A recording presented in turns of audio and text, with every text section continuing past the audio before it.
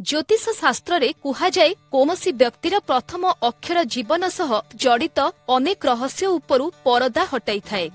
कारण अनेक लोकंक नाम सेमानंकर जन्म राशि अनुजाई रखा जाई थाए। जन्म समय रे जिए अवस्थित थांती तांकु व्यक्तिंकर जन्म राशि बोली कुहाजाए।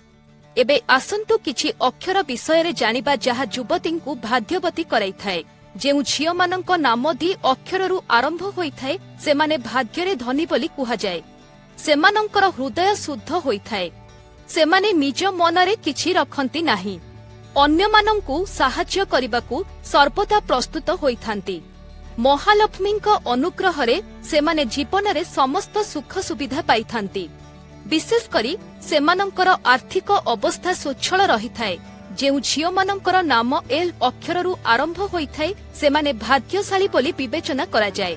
थरे सेमाने जेउ काम करिबाकु चिंता करंती जेकोसी परिस्थिति रे एहाकु शेष करिथांती। सेमानंकर जीवन आनंद और सुविधारे परिपूर्ण थाए। अन्यमानंकु साहाय्य करिबाकु एमाने सर्वदा प्रस्तुत थांती।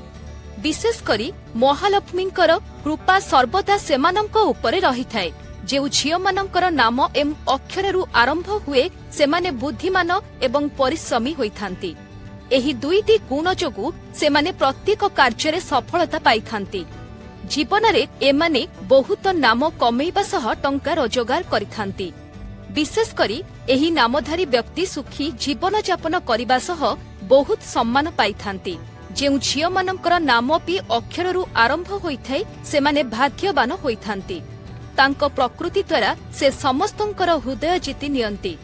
एमाने काहार दुख देखि पारंती नाही। केही असुविधारे थिले सेमाने तुरंत साहाय्य करिबाकू आगे जानती। कठिन परिश्रम करी जीवन रे बहुत टंका रोजगार करंती। एथिपाई महालक्ष्मींक शुभ दृष्टि एमानंक उपरे रही थाए।